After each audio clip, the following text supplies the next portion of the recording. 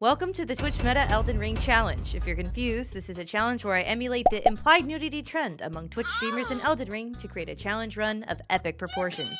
What are your qualifications, you may ask of me, a Twitch streamer who made nothing but Pokemon Violet content until a few months ago? Why would you do a challenge run when your first Souls-like game was Elden Ring, and you just finished it a few weeks ago, and you've never really excelled in difficult video games? The answer is, I don't know. I thought it'd be funny. Suffering equals entertainment. Plus, my first playthrough was an all-boss run, so I figured maybe I had enough experience after destroying all 165 named bosses in the lands between. Spoiler alert, I was wrong. The rules to this challenge are quite simple. 1. I cannot wear armor. I can only use a helmet or gloves if I can also still light roll. 2. I can only use summons that I have dubbed Gooners, which is any spirit ash that summons multiple beings in humanoid form. And 3. No ranged magic. The true power of the Twitch meta comes from what you can do with what your mama gave ya. Thus far, I had accomplished very little in this challenge run. I had gotten relentlessly trolled by my chat's penchant for covering my entire screen with Tangier redeems.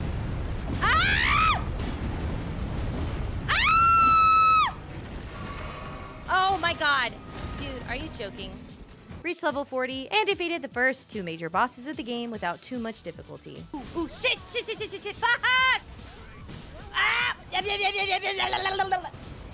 Fuck! However, a major obstacle was still in my way. As I moved into Liurnia, I still didn't have a weapon to commit to for this run. Yes, I had Bloodhound Blade, which had served me well, but my heart still yearned for an aesthetic loadout to pair with this ridiculous challenge run. In my heart, the true expression of the Twitch meta was to fully embody a harbinger of the end times. I wanted to wield a bloody scythe, reaping souls and bleeding anyone in my path dry, be they friend or foe. But there was a major roadblock between me and the full goth e-girl aesthetic, a tiny, puny, ridiculous 2% drop rate on the grave scythe.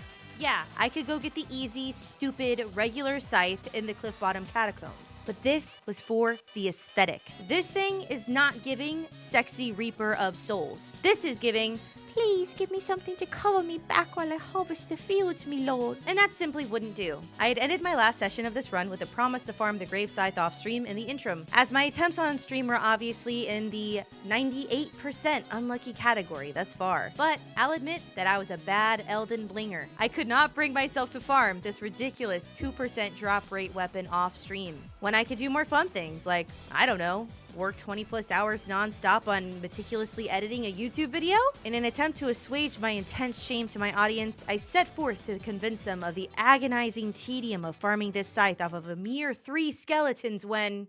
Let's see. Dude, what in the manifestation just occurred? Well, I couldn't have planned better situational irony if I tried. But hey, we finally had a grave scythe. Now all we had to do was put the bloody slash on it that I'd gotten last session. Build made, right? Am I crazy? Where's my blood ash of war? Where is my bloody slash? Ashes of war do not apply to all weapons. Right. Maybe you already knew this. Maybe you're screaming at your screen, "You idiot VTuber! How could you not know that scythes have access to none of the blood loss ashes of war in the whole game?" Maybe your cries to the void and greater game knowledge could have been helpful, if only you were watching my streams. Twitch.tv/Hex_Dreams, link in the description. But I, merely an Elden Ring fledgling, did not know this. To me, the logic was clear that a weapon with native blood loss might also be able to perhaps use blood loss magic. But here I was, 2% grave scythe in hand, and no way to effectively bleed my enemies dry. What kind of Twitch meta user was I? Failure! I decided that, though unconventional, going to school might be the answer to finding my path to becoming the most powerful Twitch meta user in the lands between, and I set out for Raya Lucaria Academy. Surely there were some e-girls there that could share their knowledge and help me hone my skills. On my way to get the Glintstone key, I was double dog dared to take on the Glintstone dragon Cumrag that guards it. This is where I could finally see the true power of my goth girl build. Okay, well, I'm definitely gonna fuck up this dragon. She's looking very submissive and beheadable, so I think it'll be fine. All right. Oh, I didn't even get a shot in. Let me just, if I get a couple hits in, surely if I get a couple hits in. No! I increased the price! Why? My commitment to my aesthetic was failing. My +5 Grave Scythe did less damage than my +1 Bloodhound Blade, and some damage was looking really tasty right now. But then, something exciting happened. I happened naturally across my first Gunner summons, the Fanged Imp Ashes. Were they good? No. Do I hate the imp enemies in Elden Ring with all of my heart? Yeah, absolutely. But they were my first true allies in this run, and I was grateful. For my loyal Gooners, I decided to commit to my Twitch meta aesthetic. It was what they deserved. I even found a build that included Blood Loss with the Blood Flame Blade incantation. With the Stormcaller Ash of War and a few more buffing spells, I had a veritable scythe build with Bleed Them Dry capabilities and some Hellfire to boot. I am the Harbinger of Doom. I am unstoppable! I felt a rush as I busted down the doors to Raya Lucaria Academy, ready to take on this entire school of pathetic, nerdy sorcerers. Okay. What kind of spells were they doing? Summon machine gun? I thought we were going to Hogwarts, but this school clearly had some more American tendencies. I clearly had to pump up my kicks. I utilized the time-tested skill of run faster than their projectiles can hit me, all the way to Radigan's Puppy Palace, where I was sure I could get a good look at my true power. I thought taking it to the face was like a kind of a great idea. Are you saying that I probably should be dodging? Are you trying to say that if I didn't take as much damage that I wouldn't die? I was pretty tilted at this point, as we can see. I was frustrated at Radigan's mutt jumping around at Mach 10, shooting ballistic missiles at me while I prayed I could get a single 100 damage hit in without also dying. I needed a mood boost. I'm sorry, but my sensors indicate that you are indeed a weenie. And I needed more survivability. I decided to go get some better flasks, as it was pointed out that mine were barely healing half of my meager health pool, and go destroy some bosses that bullied me in my first playthrough of the game to make me feel better. Though the community also decided to have a little fun at my expense. Oh, dude. No. Fuck! No, god damn it! I was telling a story, and I was doing a boss! You have no respect for my craft! I still showed the Erdtree avatar who taught me to roll into enemies, not away from them, who's boss. Go fuck yourself. How about that? How about you all suck my fucking cock and choke on it and slobber all over it? Huh? After cutting down the Knights Cavalry in Weeping Peninsula that almost made me quit the game on the first day. Yeah! Bitch! Yeah! Bitch!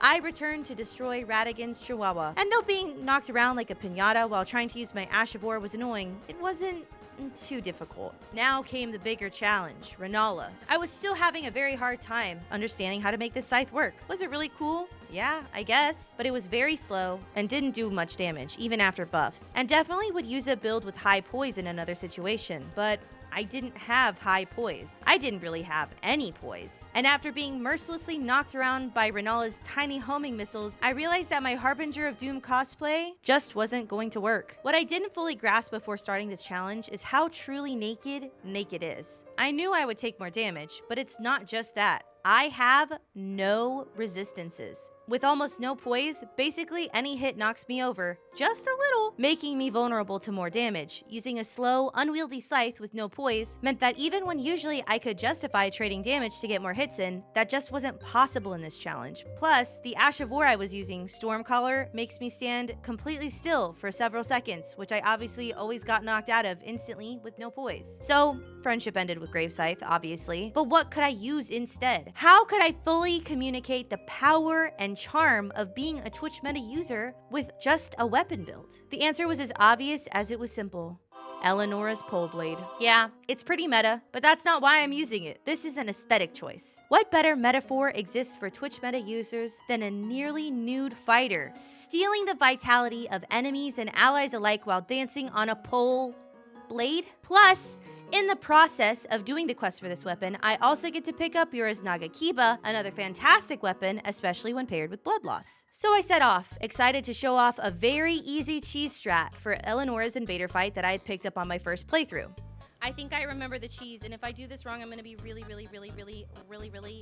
embarrassed.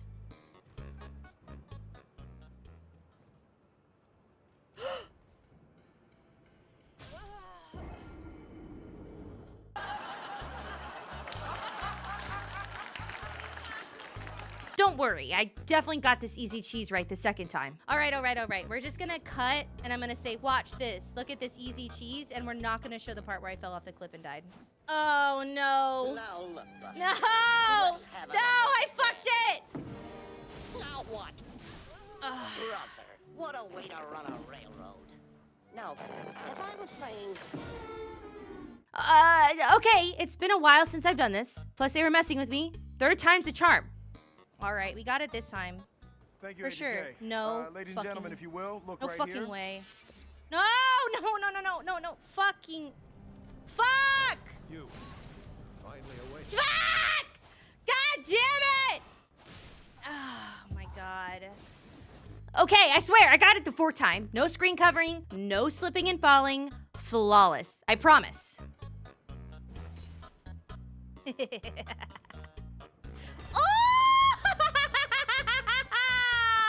Wasn't that just so easy? So finally, after about 10 hours, I have the weapon I can commit to for the rest of the game. The path is set for me now. Nothing could go wrong, right? Cool, I can't use it.